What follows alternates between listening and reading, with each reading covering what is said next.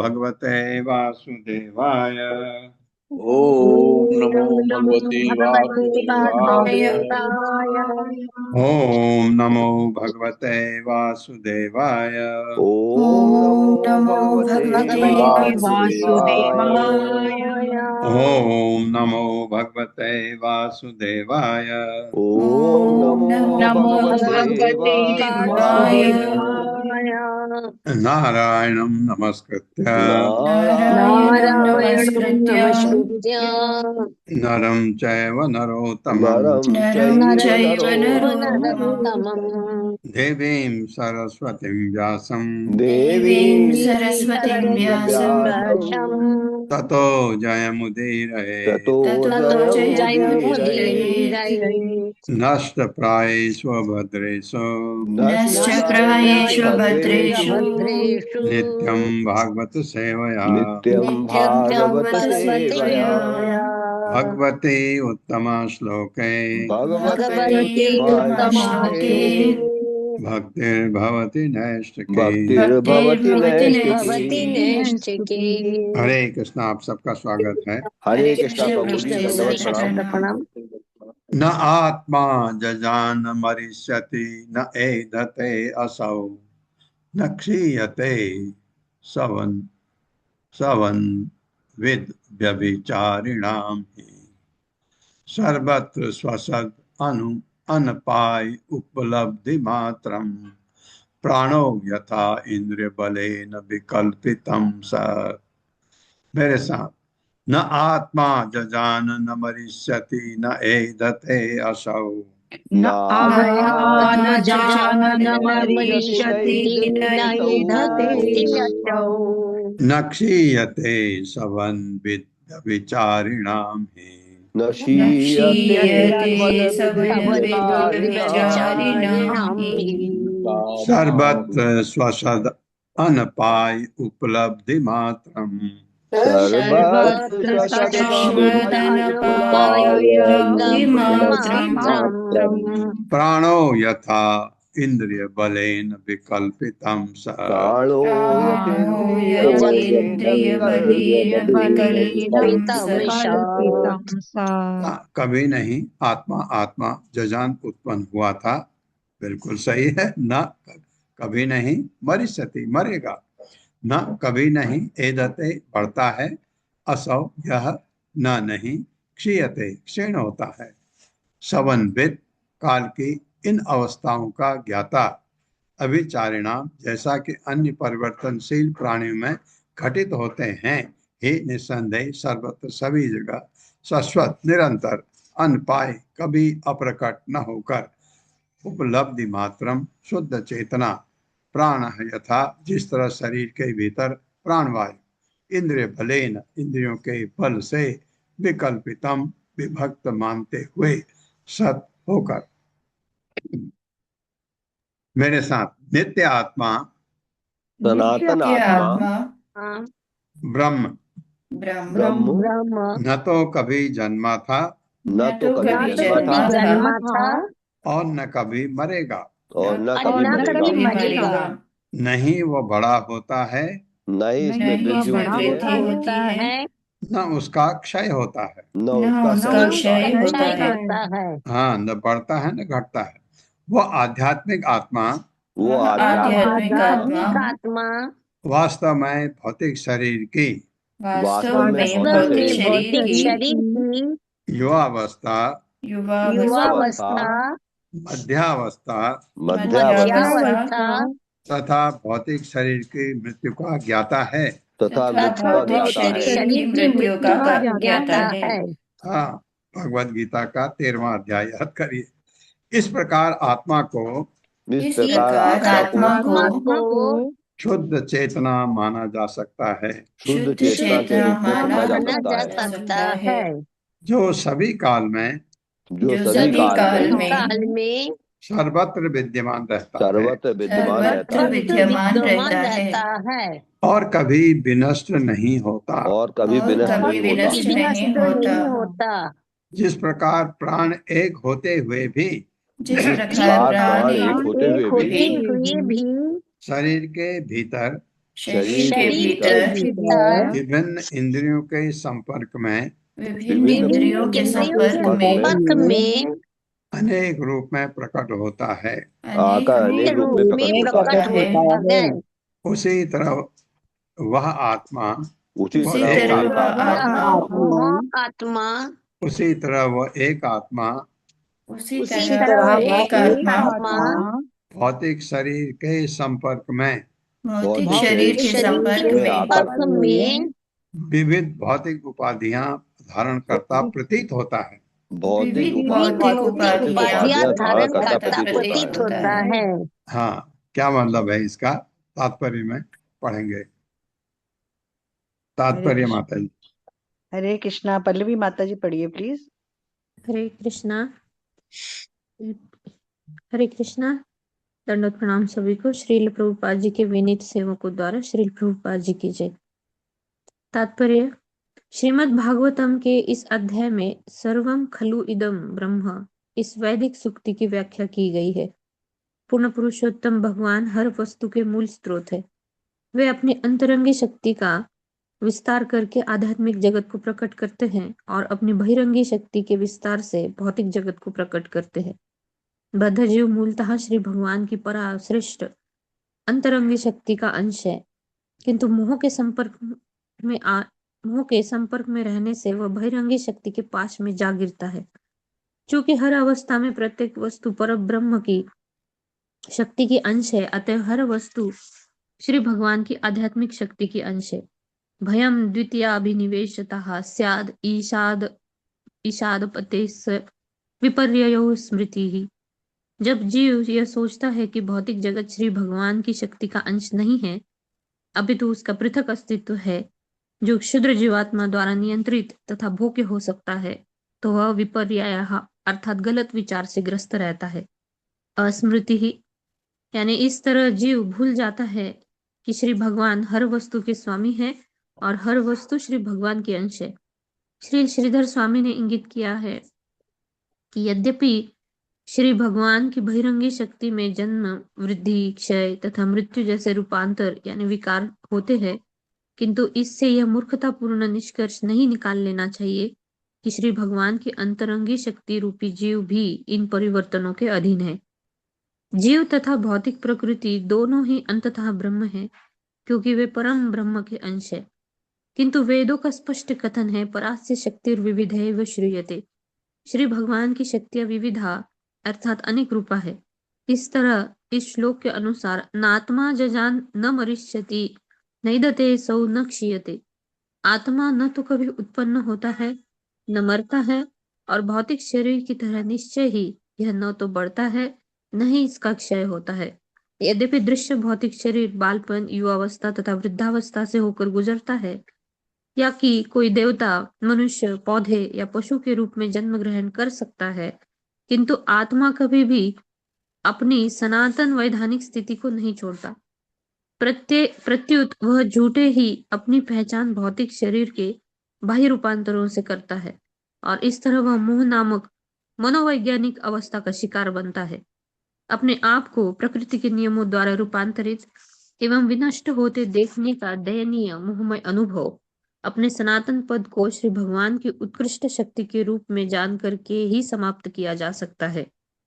इस श्लोक में आए हुए सर्वत्र शब्द का मूर्खतावश यह गलत अर्थ नहीं निकाल लेना चाहिए कि व्यक्तिगत जीव सर्वव्यापी होता है। आत्मा न तो जन्म लेता है न मरता है, तो भी अपनी वर्तमान बद्ध अवस्था में हम झूठे ही शरीर के जन्म तथा मृत्यु से अपनी पहचान करते हैं। क्योंकि सर्वव्यापक आत्मा कभी मोहग्रस्त नहीं होता, अतः सर्वत्र शब्द यह सूचित नहीं कर सकता कि व्यक्तिगत आत्मा सर्वव्यापक है। मोह का अर्थ है वास्तविकता का अपूर्ण ज्ञान, जो कि सर्वव्यापक हस्ती के लिए संभव नहीं है। इसलिए सर्वत्र शब्द का अर्थ यह लगाना चाहिए कि शुद्ध आध्यात्मिक आत्मा समस्त भौतिक दशाओं में विद्यमान रहता है। उदाहरणार्थ हो सकता है कि गहरी निद्रा में चेतना पूरी तरह से प्रकट न हो, फिर भी शरीर के भीतर आत्मा का विद्यमान होना मान लिया जाता है। इसी प्रकार श्रीमद् भगवद गीता से यह पता चलता है कि आत्मा अग्नि, जल या बाह्य अवकाश में भी विद्यमान रह सकता है, नित्यः सर्वगतः। क्योंकि आत्मा कभी भी भौतिक दशाओं पर आश्रित नहीं होता, अपितु वह एक शाश्वत सत्य होता है। आत्मा की चेतना किसी विशेष भौतिक दशा द्वारा प्रदत्त संभावनाओं के अनुसार कम या ज्यादा प्रकट हो सकती है। जिस तरह विद्युत प्रकाश उपलब्ध बल्ब के अनुसार किसी विशेष प्रखरता तथा रंग में प्रकट होता है, बल्ब के अनुसार किसी विशेष प्रखरता तथा रंग में प्रकट होता है। विद्युत शक्ति एक ही होती है, किंतु वह भौतिक दशाओं के अनुसार विविध रूपों में प्रकट होती है। यह तर्क दिया जा सकता है कि यद्यपि आत्मा शुद्ध चेतना है, उपलब्धि मात्रम, किंतु यह हमारा व्यावहारिक अनुभव है कि चेतना निरंतर बदलती रहती है। यदि मैं आकाश जैसे नीले पदार्थ के विषय में सोच रहा हूँ, तो फूल जैसे किसी पीले पदार्थ के विषय में इसके पूर्व का मेरा विचार विनष्ट हो जाता है। और इसी प्रकार यदि मुझे पता चल जाता है कि मैं भूखा हूँ, तो नीले आकाश की मेरी चेतना नष्ट हो जाती है।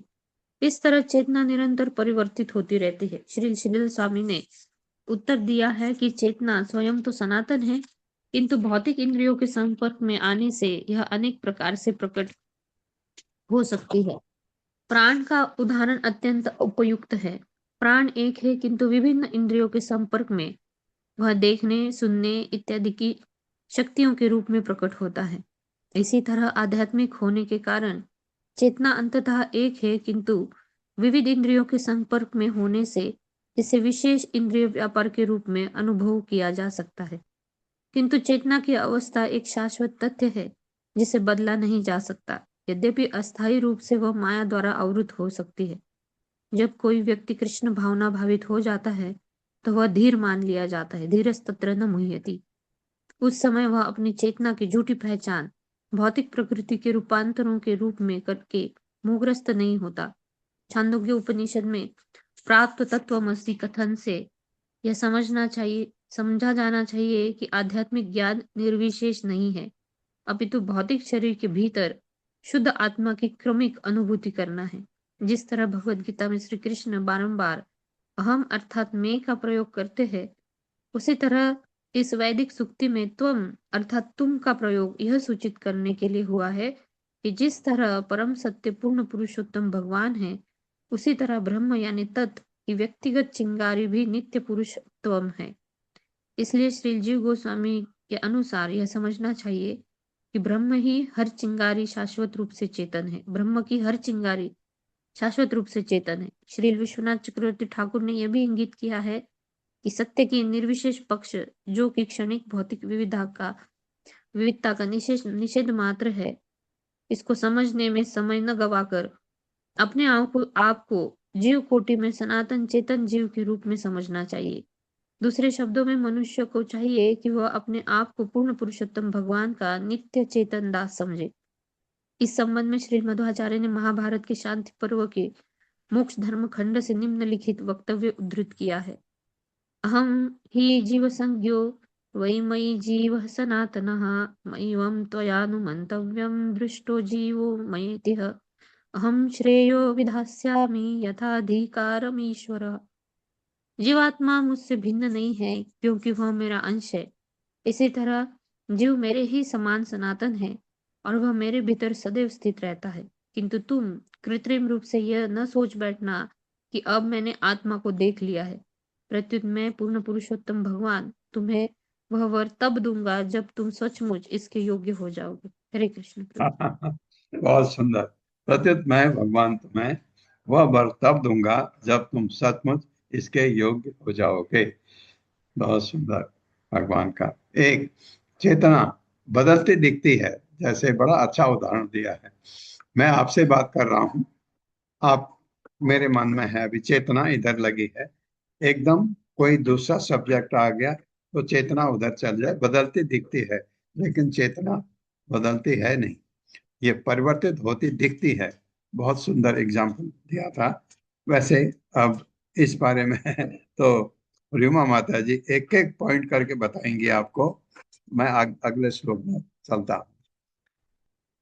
खंडेषु पेशिषु तरुषु विनिश्चितेषु प्राणो हि जीवम् उपधावति तत्र तत्र सन्ने यद इंद्रिय गणे अहमि च प्रसुप्ते कूटस्थ आशयं वृते तद अनुस्मृतिहीनः।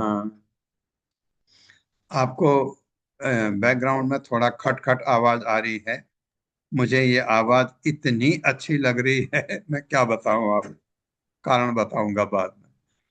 अंडे सुपेशिस तरुषु विनिश्चितेषु खण्डेषु खण्डेषु तरिष्वविनिश्चितेषु तरिष्वविनिश्चितेषु प्राणो हि जीवम् उपधावति तत्र तत्र प्राणो हि प्राणो हि जीवमुपधावति जीवमुपधावति तत्र तत्र सन्ने यद इंद्रियगणे अहमी च प्रसुप्ते सन्ने सन्नियदिन्द्रियगणे यदिन्द्रियगणे अहमी च प्रसुप्ते कूटस्थ आशयं ऋते तद अनुस्मृति नः कूटस्थ आशयमृते तदनुस्मृतिर्नः अंडेशु अंडों से उत्पन्न योनिया होती है ना, अंडे से होती है। पेशिशु भ्रूण से होती, जैसे हम होते हैं भ्रूण से। तरुसु पौधों से, पौधों में जीव से, वो भी बीज से। अभिनिश्चयिषु अनिश्चित उत्पत्ति वाले पसीने से, बहुत सारे पसीने से उत्पन्न होते हैं। योनियों में प्राण प्राणवायु ही निश्चय ही जीवम आत्मा उपधावती पीछा करता है तत्र तत्र एक योनि से दूसरी में। सन्ने मिल जाते हैं यद जब इंद्रिय गणे सारे इंद्रियां अहमी मिथ्या अहंकार च भी प्रसुप्ते गहरी निद्रा में। गहरी निद्रा में अभी पहले श्लोक में आया था, गहरी निद्रा को सुषुप्ति कहते हैं। सुषुप्ति में आप सोचते हैं आत्मा है कहाँ क्योंकि आप जब सुषुप्ति में सोते हैं तो आपको पता ही नहीं लगता आप कहाँ हैं। हम कहते हैं ऐसी नींद आ जाए कि आप सोएं और सुबह अरे सुबह हो गई, पता ही नहीं था रात कहाँ गई। ये हमारे भौतिक शरीर के लिए ऐसा माना जाता है कि ये ऐसी नींद बहुत अच्छी है, लेकिन सुषुप्ति में आपको पता ही नहीं था कहाँ है। तो लेकिन आत्मा वही है। ये बहुत अच्छी तरह बताया था कि आत्मा थी वहां, लेकिन आपको नहीं नजर आई। सुषुप्ति में नहीं पता लगता कुछ, जब आप स्वप्न देखते हैं उसमें तो पता लगता है। तो उसका सुषुप्ति का गहरी नींद में कूटस्थ अपरिवर्तित आशयम दूषित चेतना का सूक्ष्म आवरण लिंग शरीर धृते रहित तत् उसके अनुस्मृति ही पस्वर्ती स्मरण शक्ति न हमारी। मेरे साथ इस भौतिक जगत में, इस भौतिक जगत में आत्मा कई जीव योनि में जन्म लेता है। आत्मा कई जीव योनियों में जन्म लेता है। हाँ, अभी आप ये मत सोचना कि ये शब्द कहा, हिंदी का शब्द है जन्म लेना, आता है। क्योंकि अभी तो आपने पढ़ा कि आत्मा जन्मता नहीं मरता नहीं, तो ये क्वेश्चन मत करना, क्योंकि यहाँ का मतलब है जैसे भगवान ने जन्म लिया, हम कहते हैं ना कभी कभी प्रकट होते हैं, आत्मा उसमें जाती है। कुछ योनियां अंडों से उत्पन्न होती हैं, अंडों से उत्पन्न होती है, कुछ भ्रूण से, कुछ भ्रूण से, कुछ पौधों और वृक्षों के बीजों से, कुछ पौधों और वृक्षों के बीजों से। ये तीन तो आपको पता है, लेकिन कुछ स्वेद यानी पसीने से उत्पन्न होती है, कुछ स्वेद से उत्पन्न होती है। हाँ, ऐसा भी है। किंतु समस्त योनियों में प्राण अपरिवर्तित रहता है, और वह आत्मा के पीछे पीछे एक शरीर से दूसरे में चला जाता है। हाँ, आत्मा के पीछे पीछे। आत्मा है तो प्राण है, आत्मा नहीं है तो प्राण का सवाल नहीं। इसी प्रकार आत्मा विभिन्न जीव स्थितियों के बावजूद निरंतर वहीं बना रहता है। हमें इसका व्यावहारिक अनुभव है। कौन कह रहा है?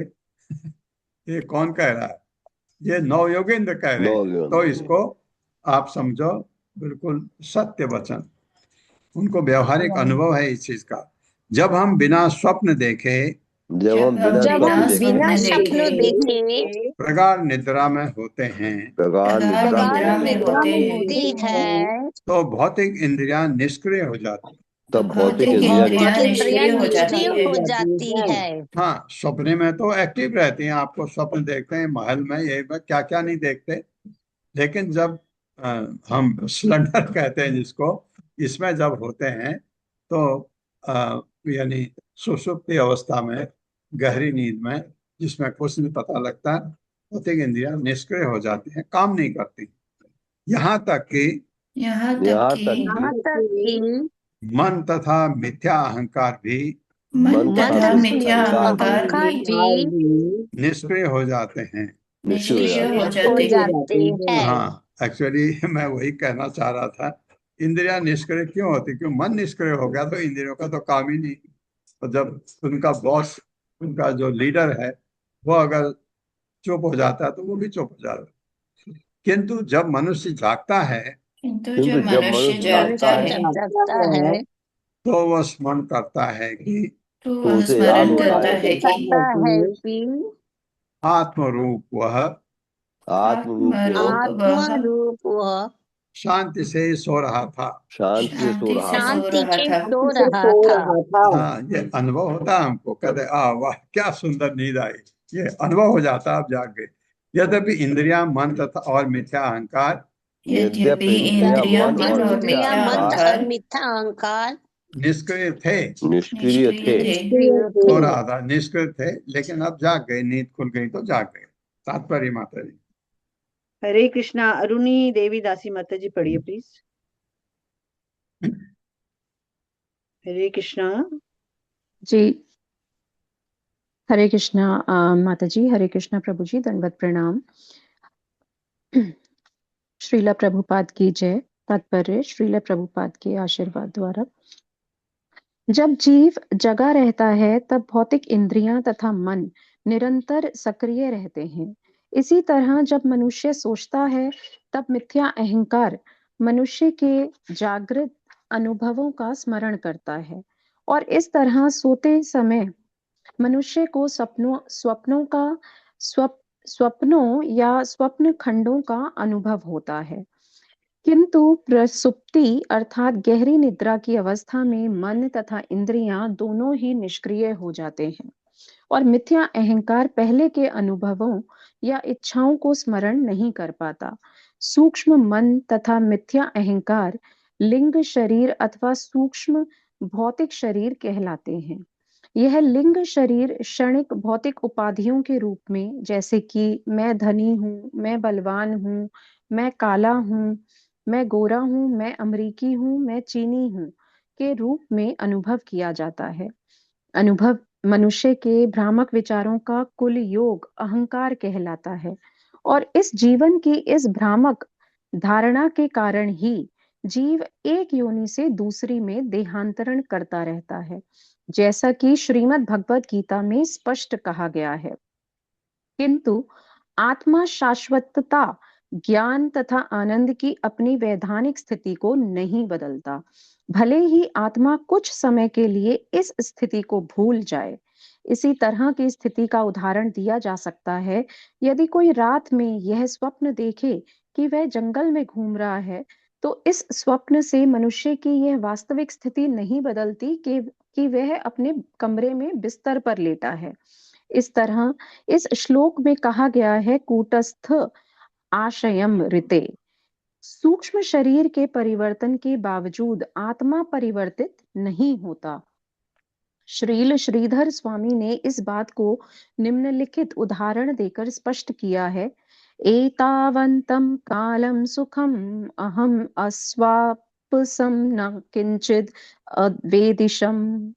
मनुष्य प्रायः सोचता है कि मैं तो शांति से सो रहा था, यद्यपि ना तो मैं स्वप्न देख रहा था, ना ही मुझे किसी बात का पता था।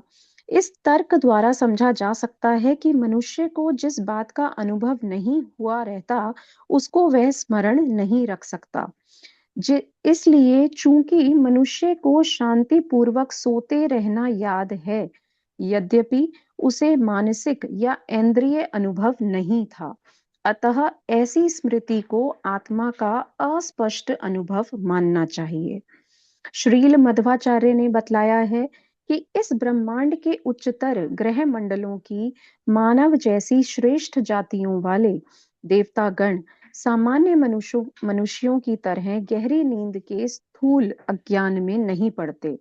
श्रेष्ठ बुद्धि वाले होने से श्रेष्ठ बुद्धि वाले होने से देवतागण नींद के समय अज्ञान में लीन नहीं होते। श्रीमद् भगवद गीता में भगवान श्री कृष्ण कहते हैं, मत्तः स्मृतिर ज्ञानम अपोहनम च। नींद अपोहनम या विस्मृति है।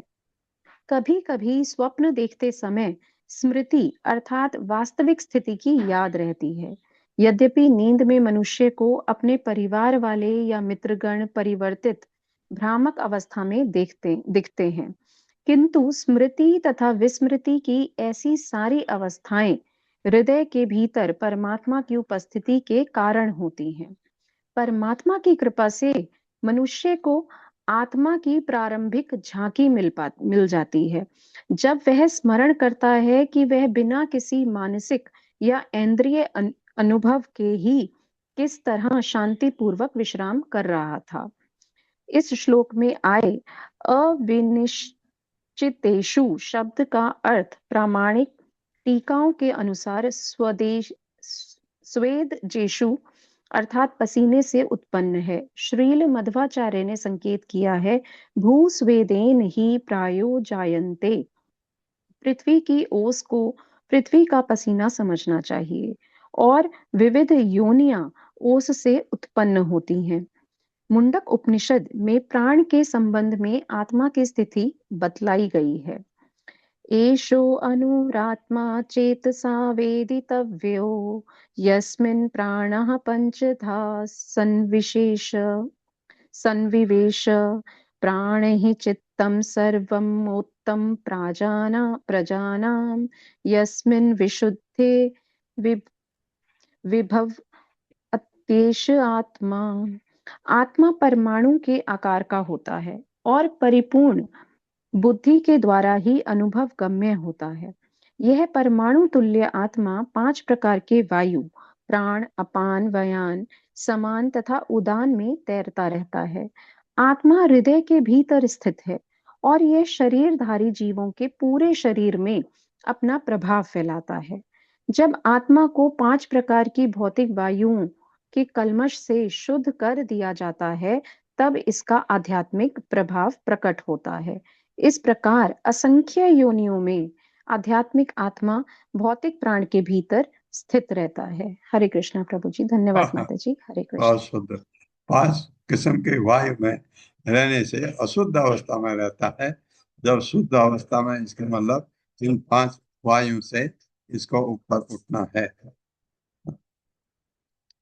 ये अच्छा बताया, क्योंकि अब आपको पता लग गया प्राण जब आत्मा 2 अलग अलग चीज कैसी हैं, क्योंकि आत्मा प्राण में रहता है। जब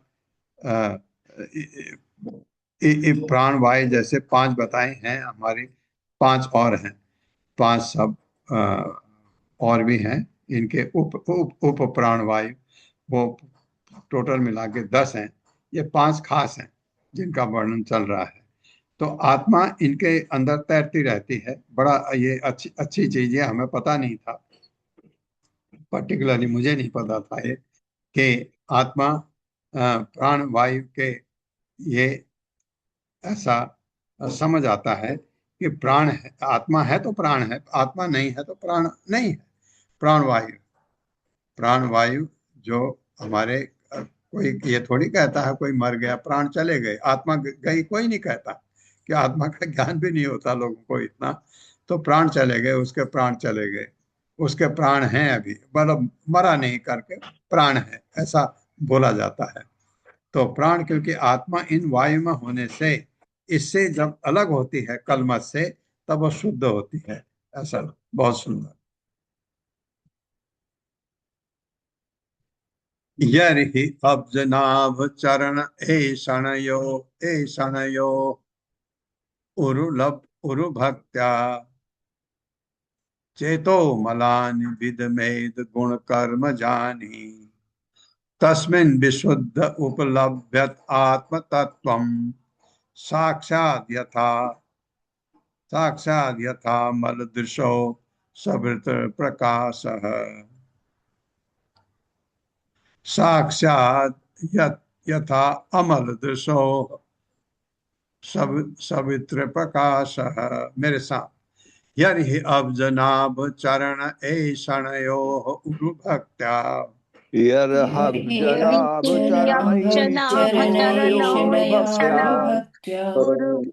हाँ, एक त्रुटि हो गई, दोबारा पढ़ता हूँ। यर्हि अब्जनाभ चरण ऐषणया, या करेंगे तब उरु आएगा। ऐषणया उरु भक्त्या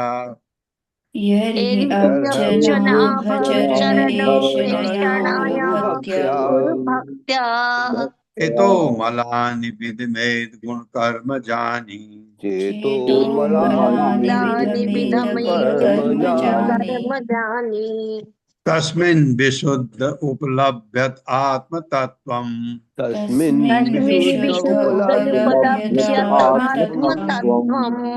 साक्षात यथा, यह रह गया ना, साक्षात यथा अमल दृशो सवृत प्रकाशः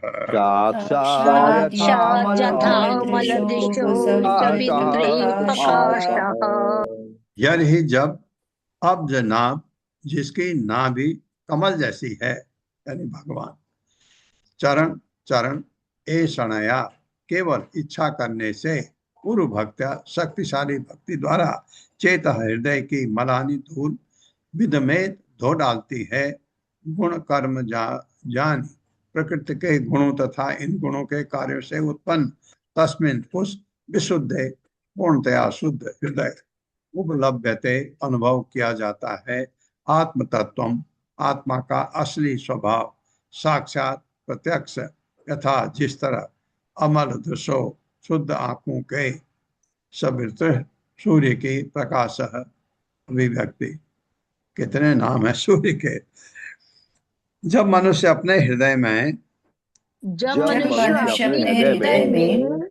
भगवान के चरण कमलों को जीवन के एकमात्र लक्ष्य के रूप में स्थिर करके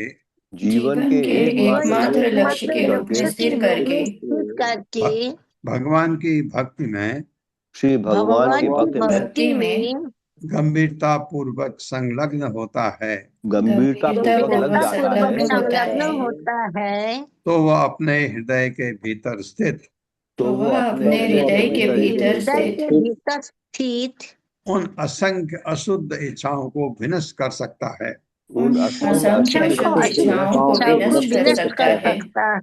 हाँ, वो तभी हो सकता है जब भगवान के चरण कमलों के शरण हम ले चुके हैं। तो प्रकृति के तीनों गुणों के अंतर्गत जो प्रकृति के तीनों गुणों के अंतर्गत उसके पूर्व कर्म के फल के कारण संचित होती हैं, उसके सकाम पूर्व कर्मों के फल के कारण संचित होती हैं। हाँ, तो वे विनष्ट हो जाती हैं। जो संचित कर्म है वो विनष्ट। दो है ना कर्म हमारे, एक संचित कर्म और दूसरा प्रारब्ध। प्रारब्ध तो आपको भोगना ही पड़ता है, कोई भी हो, प्रारब्ध आपको भोगना ही पड़ेगा। हो सकता है कि आप इतने अशुद्ध भक्त बन गए कि उनकी इंटेंसिटी कम हो जाए, ये हो सकता है, लेकिन प्रारब्ध तो जो फ्रुक्टिफाई हो चुके हैं कर्म हमारे, वो हमको भोगने ही पड़ते हैं। संचित कर्म का आपका वो विनष्ट किए जा सकते हैं अगर आप भगवान के चरण कमलों की शरण ग्रहण कर लें। तो जब इस तरह हृदय शुद्ध हो जाता है तो जब इस तरह हृदय शुद्ध हो जाता है तो वो भगवान को तथा अपने को दिव्य जीवों के रूप में प्रत्यक्षतः अनुभव कर सकता है।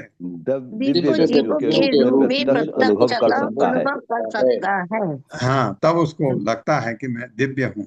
इस तरह वह प्रत्यक्ष अनुभव द्वारा आध्यात्मिक ज्ञान में निष्णात हो जाता है। आध्यात्मिक ज्ञान में आध्यात्मिक निष्णात ज्ञान हो में जाता है। निष्णांत हो जाता है। हाँ, पटु हो जाता है, मतलब उस धुरंधर निष्णात हो जाता है। ये कौन कह रहे हैं? नव योगेंद्र, जिन्होंने अनुभव किया है। अनुभव कर सकता है वो कह सकता है जिसने वो अनुभव किया है। जिस तरह की सामान्य स्वस्थ दृष्टि द्वारा जिस तरह की सामान्य स्वस्थ दृष्टि द्वारा सूर्य प्रकाश का प्रत्यक्ष अनुभव किया जा सकता है। सूर्य के प्रकाश का प्रत्यक्ष सूर्य अनुभव किया जा प्रकाश का सकता है। प्रत्यक्ष अनुभव किया जा सकता है। हाँ, जैसे हमें होता है ये, क्योंकि दृष्टि हमारी भी है। अगर स्वस्थ दृष्टि है, अगर दृष्टि खराब है तो नहीं दिखेगा। अगर स्वस्थ दृष्टि है तो आपको कोई कहेगा ये हाँ धूप लग रही है, तो आपको अनुभव है इस चीज का, क्योंकि आपकी आंखें स्वस्थ हैं।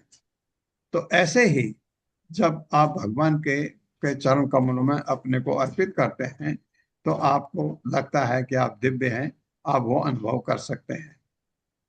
और जो आपका हृदय तब शुद्ध हो जाता है। क्या कितनी अच्छी अवस्था होती होगी ये। कोशिश करें सब मिलके वो अवस्था प्राप्त करने की। तात्पर्य माता जी। हरे कृष्णा। कविता घोष माता जी पढ़िए प्लीज। प्रभु जी, हरे कृष्ण। सभी को सादर प्रणाम। तात्पर्य श्रील प्रभुपाद द्वारा। श्रील प्रभुपाद की जय। पिछले श्लोक में यह बताया जा चुका है कि मनुष्य नित्य अपरिवर्तित आत्मा की प्रारंभिक झांकी अपनी शांत निंद्रा के अनुभव का स्मरण करके प्राप्त कर सकता है। यद्यपि उस निंद्रा में मन तथा इंद्रियां पूरी तरह निष्क्रिय थी। यह प्रश्न किया जा सकता है कि यदि गहरी निंद्रा में आत्मा का प्रारंभिक अनुभव हो जाता है तो जागने पर मनुष्य क्यों मोहमय जगत में लौट आता है। इसका उत्तर यह होगा कि हृदय के भीतर भौतिक इच्छाएं के घर कर जाने से बद्ध जीव भौतिक इंद्रिय तृप्ति के अज्ञान का आदी हो जाता है। कोई कैदी कारागार के भीतर से बाहर के प्रकाश की झांकी पा सकता है तो भी वह कारागार में बंदी बना रहता है। इसी प्रकार यद्यपि बद्ध जीव को आत्मा की झांकी मिल जाती है किंतु वह भौतिक इच्छाओं के बंधन में जकड़ा रहता है। इसलिए भले ही मनुष्य को नश्वर शरीर के भीतर स्थित नित्य आत्मा की या हृदय के भीतर आत्मा के संग रहने वाले परमात्मा की प्रारंभिक जानकारी हो जाए, किंतु तो भी ये भौतिक इच्छा को हटाने के लिए विशेष विधि की आवश्यकता पड़ती है। जैसा कि आपको, हमको, सबको पता है, इतना ज्ञान हमको भी हो गया, लेकिन फिर भी हम भौतिक में जकड़े हुए हैं माया से।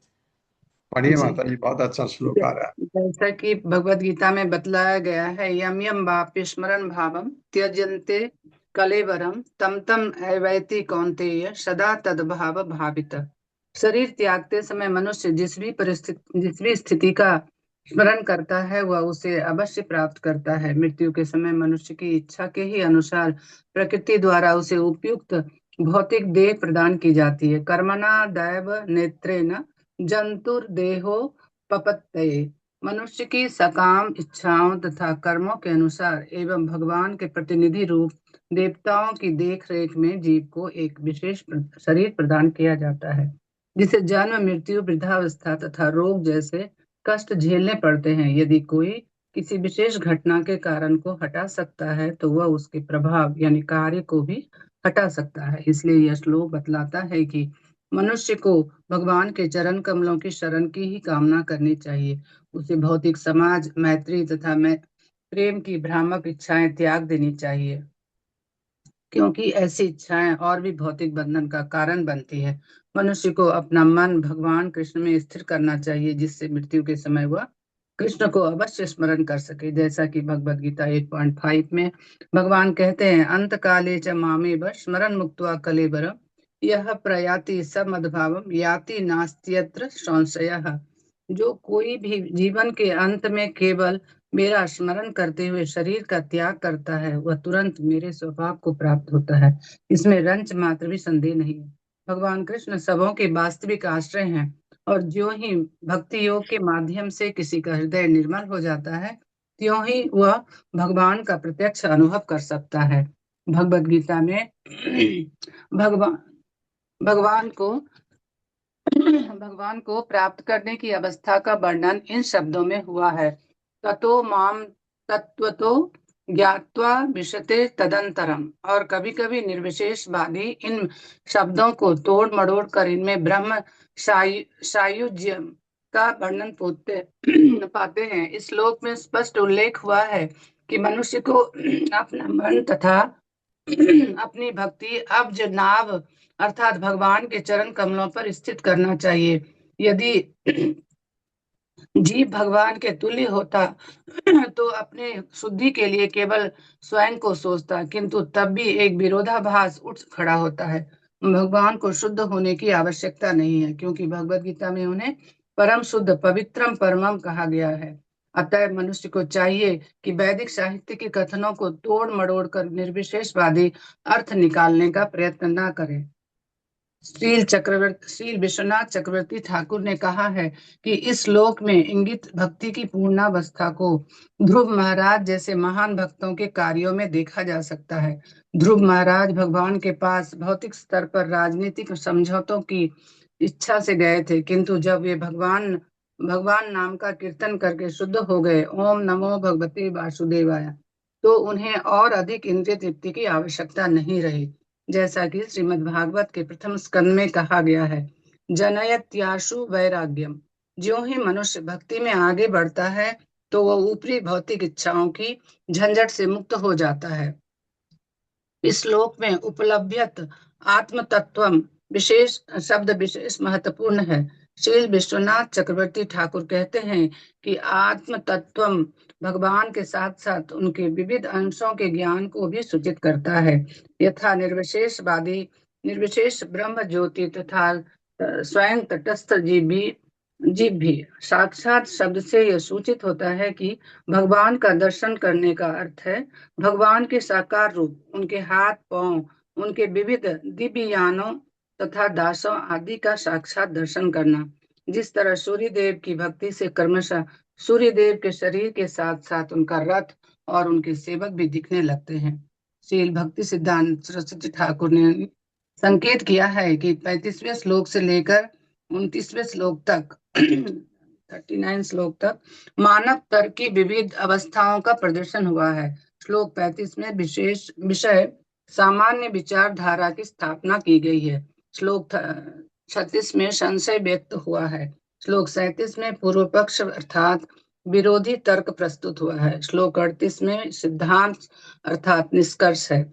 श्लोक 39 में संगति सारांश दिया गया है। संगति अर्थात अंतिम शब्द यह है कि मनुष्य को भगवान का शुद्ध भक्त बनकर उनके चरण कमलों की पूजा करनी चाहिए। इस तरह अपने हृदय रूपी दर्पण को स्वच्छ करके भगवान का दर्शन उसी तरह किया जा सकता है जिस तरह 20/20 यानी 20/20 दृष्टि वाला व्यक्ति सूर्य की प्रखर किरणों को देख सकता है या सूर्य देव का उच्च भक्त सूर्य देव के साकार शरीर को देख सकता है। हरे कृष्ण। दृष्टि चाहिए 20/20 की। तो एक जब हम 18 दिन की भगवत गीता करा रहे थे तो करीब 2 साल मैंने किया, करीब शायद 22 महीने, 1 महीने का होता था ना वो 18 दिन वाला। तो उसमें एक प्रश्न किसी ने पूछा, जब ये श्लोक आया यम यम वापि सुवर्ण, क्या था, तजन्ते अन्ते कलेवरम, बताइए श्लोक।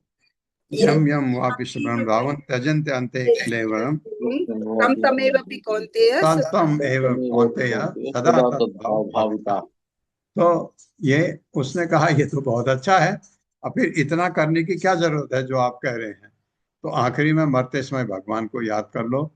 मैंने कहा हाँ बिल्कुल। उसने कहा अगर ऐसा हो तो हम भगवत धाम चले जाएंगे। मैंने कहा बिल्कुल, भगवत गीता कह रही है, भगवान कह रहे हैं कृष्ण कि मेरे धाम आ जाओगे, तो फिर इतना करने की क्या जरूरत है। मैंने कहा इसलिए जरूरत है कि आपको अंत में ये याद आए, भगवान याद आए। लेकिन जब आप माया में पड़े रहते हैं भगवान कभी याद नहीं आते हैं, माया की चीजें याद आती हैं। ये बहुत अच्छा, बहुत अच्छी तरह दिया है ये देखता हूँ कितना बड़ा है। हाँ, ये श्लोक हो जाएगा। श्री राजोवाच कर्मयोग वदतनः पुरुषो येन संस्कृतः विधूये हासु कर्माणि नैष्कर्म्यं विन्दते परम्। मेरे साथ श्री राजोवाच। श्रीराजोवाच हाँ, निमित्त तो छोड़ने वाले नहीं है। कर्मयोग वदतनः कर्मयोगं वदतनः पुरुषो येन संस्कृतः पुरुषो पुरुषो येन येन संस्कृतः विधूय इह आसु कर्माणि विधूयेहासु कर्माणि कर्माणि नैष्कर्म्यं विदन्ते परम्। नैष्कर्म्यं नैष्कर्म्यं विदन्ते विन्दते परम्। परम्। श्री राजा वाचा, राजा ने कहा, कर्मयोग ब्रह्म से अपने कर्म को जोड़ने का अभ्यास वदत कृपया बतलाएं। वह न हमको पुरुष व्यक्ति येन जिससे संस्कृतः परिष्कृत होकर विधु या छूट कर यह इस जीवन में आसु तुरंत कर्माणि भौतिकतावादी कर्म नैष्कर्म्यम सकाम कर्म फल से मुक्ति बिंदते भोग करता है परम दिव्य। मेरे साथ राजा निमि ने कहा, राजा निमि ने राजा निमि ने कहा, हे मुनियो, हे हे मुनियो, मुनियो हमें कर्मयोग की विधि के विषय में बतलाएं। कृपया हमें कृपया अपने हमें कर्मयोग की विधि के विषय में बतलाएं। परम पुरुष को परम परम पुरुष पुरुष को को अपने व्यावहारिक कर्म समर्पित करने की इस विधि से शुद्ध होकर अपने अपने व्यावहारिक व्यावहारिक कर्म कर्म समर्पित समर्पित करने की इस से विधि से शुद्ध होकर अपने को इस जीवन में व्यक्ति अपने आप को इस जीवन में भी जीवन में भी समस्त भौतिक कार्यों से मुक्त कर सकता है समस्त भौतिक समस्त भौतिक कार्यों से मुक्त कर सकता है और इस तरह दिव्य पद पर शुद्ध जीवन का भोग कर सकता है। और इस और तरह इस दिव्य तरह पद दिव्य पद पर शुद्ध जीवन का भोग कर सकता है। हाँ, ये बताओ करके कह रहे हैं। और ये भगवद गीता के 9वें अध्याय में कितने बढ़िया श्लोक हैं। यद करो सी यद असनासी, जो भी करते हो मुझे अर्पित करते हुए कहो। ये वही पूछ रहे हैं सवाल। तात्पर्य माता जी। हरे कृष्णा। चिरंजीत प्रभु जी पढ़िए प्लीज। हरे कृष्ण प्रभु जी, हरे कृष्ण माता जी। शिल प्रभुपाद जी की जय। तात्पर्य शिल प्रभुपाद की विनय विनीत भक्त द्वारा। जैसा कि भगवत गीता 3.5 में कहा गया है, ना ही कश्चित् सनमपि जातु तिष्ठत्य कर्म प्रीत कार्यते हयवशः कर्म सर्वः प्रकृति जय गुणे। प्रत्येक व्यक्ति को प्रकृति से उत्पन्न गुण के अनुसार विवश होकर कर्म करना पड़ता है। अतः कोई एक क्षण के लिए भी बिना कर्म किए नहीं रह सकता, क्योंकि जीव निष्क्रिय नहीं रह सकता। अतएव उसे अपने कर्म भगवान को समर्पित करना सीखना चाहिए। श्रील प्रभुपाद ने भगवद गीता के इस श्लोक की टीका इस प्रकार की है, ये देहधारी जीवन का प्रश्न नहीं है, परंतु आत्मा स्वभाव से ही सदैव सक्रिय रहता है। आत्मा की अनुपस्थिति में भौतिक शरीर हिल भी नहीं सकता। ये शरीर जोर जर वाहन के समान है जो आत्मा द्वारा चालित होता है, क्योंकि आत्मा सदैव गतिशील यानी सक्रिय रहता है और वो एक क्षण के लिए भी नहीं रुक सकता। अतः आत्मा को कृष्ण भावनामृत के सद कर्मों में प्रवृत्त रखना चाहिए, अन्यथा वो माया द्वारा शासित कार्यों में प्रवृत्त होता रहेगा। माया के संसर्ग में आकर आत्मा भौतिक गुण प्राप्त कर लेता है और आत्मा को ऐसे आकर्षण से शुद्ध करने के लिए ये आवश्यक है कि शास्त्रों द्वारा निर्दिष्ट कर्मों में इसे संलग्न रखा जाए। किंतु यदि आत्मा कृष्ण भावनामृत के अपने स्वाभाविक कर्म में निरत रहता है तो वो जो भी करता है उसके लिए कल्याणप्रद होता है। सामान्य लोग प्रायः कृष्ण भावनामृत आंदोलन के भक्तों के व्यस्त कार्यों को संदेहों की दृष्टि से देखते हैं, क्योंकि वे ऐसे कार्यों को सामान्य भौतिक कार्यों समझ बैठते हैं। श्री जीव गोस्वामी ने इस संबंध में बतलाया है कि काम कर्मण्येव त्याजितानि नातु नित्यन्नेमित्तिकानि फलस्येव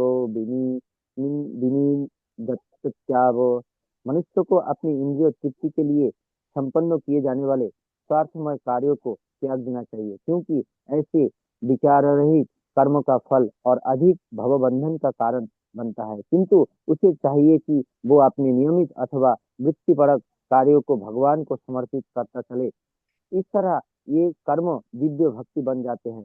तस्मात् गुरु पपद्धते जिज्ञासु श्रेयो उत्तमम शब्दों के द्वारा इस अध्याय में स्पष्ट बतलाया गया है कि अपने कर्मों को भगवान की सेवा से जोड़ देना एक कला है, जिस प्रामाणिक गुरु के चरण कमलों में बैठकर सीखना चाहिए।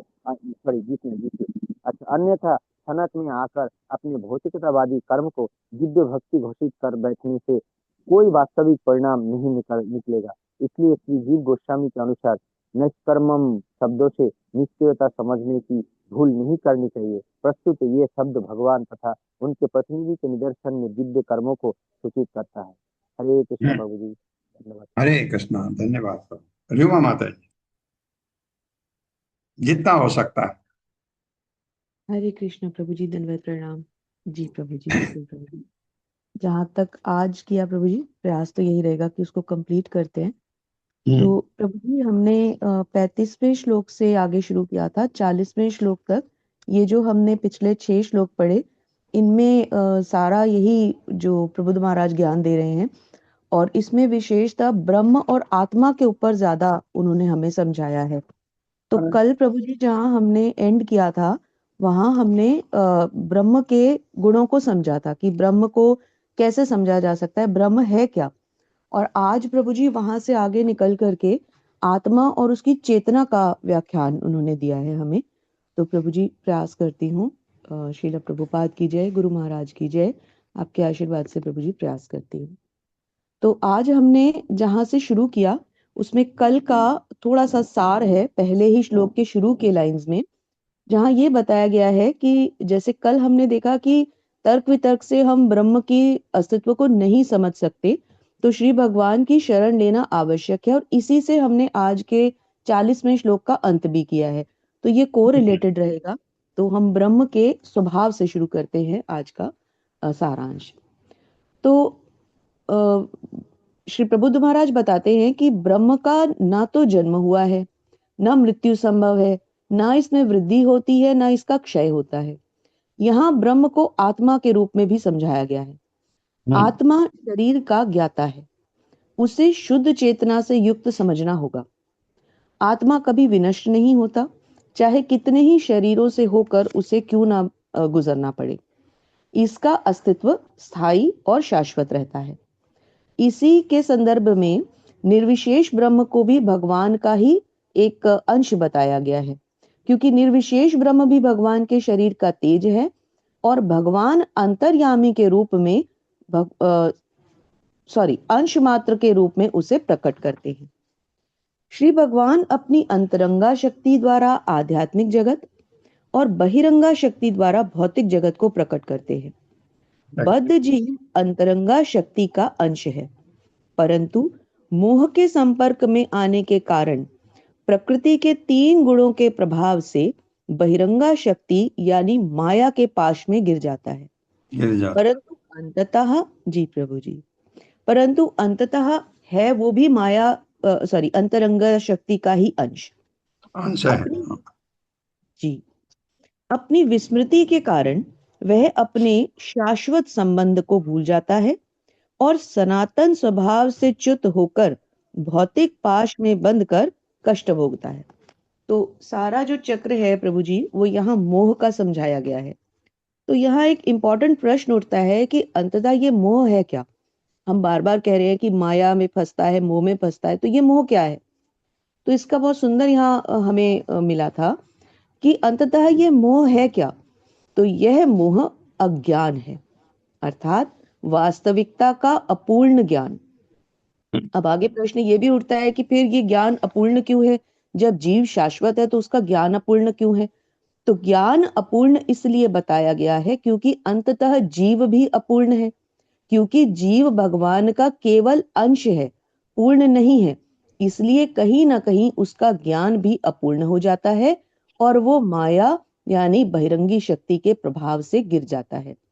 यहाँ प्रभु जी एक बहुत सुंदर एग्जाम्पल आया था कि जैसे एक बल्ब होता है, जब उसको हम अलग अलग रंगों में देखना चाहते हैं, जैसे आजकल स्मार्ट लाइट्स होती हैं, तो वो अलग अलग रोशनियां देता है, परंतु वह शक्ति उस बल्ब की नहीं होती, अपितु विद्युत की होती है। इसी प्रकार जीव में जो भी शक्ति है वह उसकी अपनी स्वयं की ना होकर भगवान द्वारा दी होती है। उसी तरह चेतना भी अप्रभावी है। जैसे प्राण भी एक है परंतु विविध इंद्रियों में स्वयं को प्रकट करता है, उसी प्रकार चेतना भी एक है परंतु जीव के शरीर के अंदर विविध रूपों में स्वयं को प्रकट करती है। जी प्रभु जी, यहाँ पर फिर से एक बार निर्विशेषवाद का खंडन किया गया है, तो इन लाइंस को मैं एज इट इज थोड़ा सा पढ़ती हूँ। माया के संपर्क में आकर जीव विभिन्न रूपों में दिखता है, परंतु ब्रह्म चेतन है और जीव ब्रह्म का अंश है, तो फिर जीव अचेतन यानी कि जड़ कैसे हो सकता है? तो प्रभु जी, इससे हमें बिल्कुल क्लियर हो जाता है कि क्योंकि अंश जो है वो जीव है और पूर्ण जो है वो ब्रह्म है, और क्योंकि अंश पूर्ण का एक पार्ट है, तो पूर्ण ब्रह्म जब चेतन है तो जीव भी चेतन है। तो निर्विशेषवाद का क्लियर कट प्रभु जी यहाँ पर खंडन देखने को मिला हमें। आगे प्रभु जी हमें समझाया गया है कि अहंकार क्या है। क्योंकि ब्रह्म का अंश होने की वजह से बहुत जगह पर आत्मा को ब्रह्म भी कहा जाता है, जैसे आपने कहा पहले, क्योंकि कंफ्यूजन न हो कि ब्रह्म पर ब्रह्म तो परमात्मा के लिए आता, भगवान के लिए आता है, लेकिन ब्रह्म कभी कभी जीव के लिए भी आता है क्योंकि उसमें आत्मा है। इस वजह से भगवत गीता में भी इसका वर्णन था, क्योंकि अर्जुन ने भगवान कृष्ण को पूछा ये ब्रह्म क्या है, तो उन्होंने समझाया था वही जो आप बता रहे हैं। जी प्रभु जी, यहाँ पर क्लियर कट निर्विशेषवाद का खंडन हो जाता है कि क्योंकि ब्रह्म से जीव निकलता है और ब्रह्म चेतन है, तो इसलिए अंश यानी कि जीव भी चेतन है, तो वो निर्विशेष हो ही नहीं सकता। आगे बताते हैं अहंकार क्या है। मनुष्य की भ्रामक विचारों का योग अहंकार कहलाता है। तो इस डेफिनेशन को प्रभु जी थोड़ा सा समझते हैं कि ये भ्रामक विचारों का योग क्या है। अर्थात माया के पाश से जो भी विचार उद्भूत हों वह अहंकार को जन्म देते हैं, और अहंकार जीव को भगवान से विलग करके उसे तरह तरह की योनियों में भटकाते हैं, जो कि देहांतरण कहलाता है। जैसे कि एग्जाम्पल द्वारा समझाया गया कि स्वप्न में देखा हुआ दृश्य सत्य नहीं होता क्योंकि वह वास्तविक नहीं होता, वह तो केवल एक निष्क्रिय अवस्था का क्षणिक फल होता है। उसी प्रकार जीव का स्वयं के अस्तित्व को भगवान से विलग होकर पूर्ण समझना भी अहंकार या अज्ञान है। अज्ञान वही अहंकार। बिल्कुल। आगे बताया है प्रभु जी, वास्तव में आत्मा का अस्तित्व आध्यात्मिक और शाश्वत है, जो किसी भी प्रकार के परिवर्तन से नहीं बदलता, क्योंकि आत्मा जो आध्यात्मिक प्राण के भीतर रहता है, जहां प्रभु जी आपने एक्सप्लेन भी किया था, वो भौतिक शरीर के अंदर रहता हुआ भी स्थिर तथा स्थायी रहता है, उसकी शाश्वतता पर कोई प्रभाव नहीं पड़ता। जिस प्रकार स्वस्थ दृष्टि सूर्य के प्रकाश को देख सकती है, उसी प्रकार शुद्ध हृदय भगवान की अनुभूति भी प्रत्यक्ष रूप से कर सकता है। हृदय की शुद्धता श्री भगवान के चरण कमलों की शरण से ही प्राप्त की जा सकती है, अन्य किसी विधि से नहीं, क्योंकि भक्ति द्वारा ही मनुष्य अपनी भौतिक इच्छाओं और पूर्व कर्मों से मुक्त होकर प्रकृति के 3 गुणों को पार करता है और अपनी दिव्य स्थिति को पुनः प्राप्त करता है, जो कि हमें पिछले 4 श्लोकों में समझाया गया। अब प्रभु जी लास्ट के 3 पॉइंट्स हैं, यदि आपकी आज्ञा हो तो ले लेती हूँ। अब प्रश्न ये उठता है कि इस योनि चक्र से जीव स्वयं को निकाले कैसे। तो यहाँ हमें भगवत गीता के 8वें अध्याय के 5वें और 6वां श्लोक स्मरण हुआते हैं कि मृत्यु के समय भगवान का स्मरण मृत्यु के समय का स्मरण अगली योनि को नियुक्त करता है। इसलिए भक्त सदा भगवान के पवित्र नामों का कीर्तन करते हैं, ताकि कोई भी पल यदि अंतिम पल हो तो बिना किसी अतिरिक्त कठिनाई के मनुष्य भगवान के नामों द्वारा उन्हें प्राप्त कर पाए। इसीलिए मनुष्य की योनि को श्रेष्ठ बताया गया है, क्योंकि इस योनि से हम भगवत ज्ञान प्राप्त करके अपने योनि चक्र को स्वयं ही तोड़ सकते हैं। इसका बहुत सुंदर एग्जाम्पल प्रभु जी यहाँ ध्रुव महाराज का दिया गया है कि जिन्होंने भगवान के पवित्र नामों की शरण लेकर अपनी समस्त इच्छाओं को त्याग कर भगवान की प्रत्यक्ष रूप की प्राप्ति की। तो अंतिम प्रभु जी इसको कंक्लूड करते हैं अंतिम श्लोक के अंतिम पैराग्राफ को सारांशित करके कि बुद्धिमानी इसी में है कि ज्ञान द्वारा उत्पन्न विभिन्न विचारधाराओं जैसे कि मायावाद, शून्यवाद, निर्विशेषवाद के चक्कर में न पड़कर अपनी स्थिति को गिरने से बचाया जाए। भक्तों की संगति में, प्रामाणिक गुरु के निर्देशन में, शास्त्रों के अध्ययन और वह भी विशेषकर श्रीमद् भागवतन के पठन और श्रवण द्वारा मनुष्य स्वयं को शुद्ध करके भगवान के चरण कमलों की शरण को प्राप्त कर सकता है, जो जीवन का अंतिम और चरम लक्ष्य है। धन्यवाद प्रभु जी। श्री प्रभुपाद। धन्यवाद माता जी, धन्यवाद। ये क्योंकि बहुत अच्छा ये बताया आपने।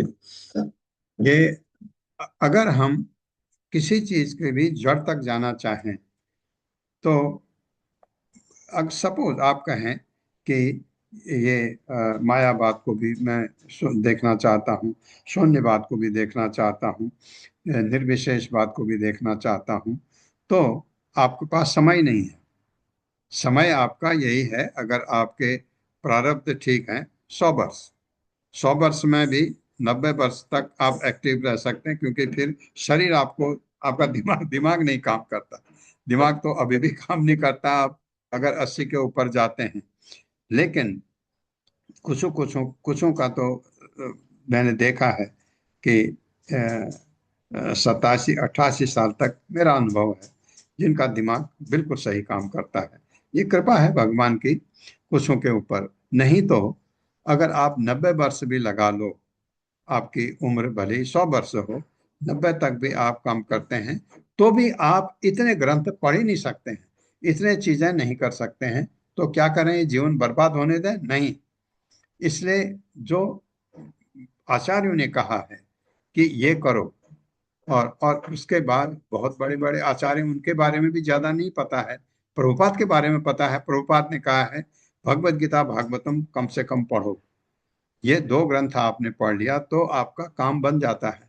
तो वो और ग्रंथों के बारे में, हाँ ठीक है, मैं तो इस एज में हूँ, आप कोई बहुत कम एज में हैं, अगर किसी की उम्र 25 साल 30 साल हो, वो चाहे मैं उनको भी पढ़ूं, इसको भी पढ़िए ना, तो फिर यहाँ के पढ़िए जो वेदव्यास ने ग्रंथ लिखे हैं उनको पढ़िए, पूरा हो जाए, आप उनको पूरा पढ़ सकें, तब जो मर्जी बाहर का पढ़िए। आपका ज्ञान तब तक इतना हो जाएगा कि आप कहेंगे ये पढ़ा, हाँ नहीं रिजेक्ट, ये पढ़ा रिजेक्ट, ये पढ़ा रिजेक्ट, ये पढ़ा रिजेक्ट, सब रिजेक्ट करके आप फिर यही भागवत धर्म में आ जाएंगे।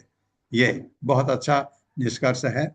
और मैं सोनिया माता जी से कहना चाहता हूँ, माता जी आपको स्वर्णिम अवसर मिला है, आप डेली का डेली नोट बनाते जाइए।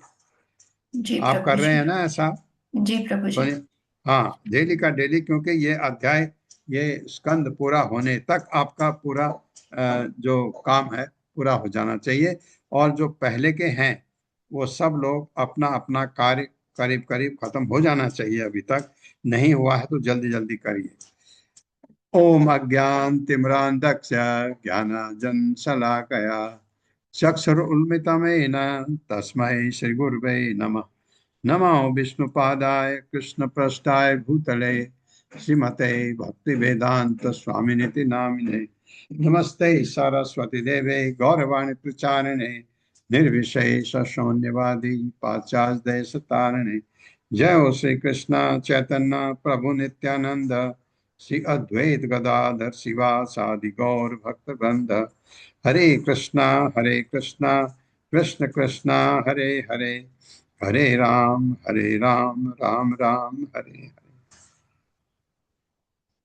आप सबका बहुत बहुत धन्यवाद है। ये जो आवाज आ रही है पीछे से जो आवाज आ रही है जो खट खट की, ये बहुत खुशखबरी है, क्योंकि ये जो गेस्ट हाउस का काम बिल्कुल रुक चुका था वो फिर थोड़ा शुरू हुआ है। इसलिए मैं आपको कह रहा था, वो हथौड़े मुझे नहीं लग रहे, मुझे बहुत मीठा संगीत लग रहा था। बहुत सुंदर।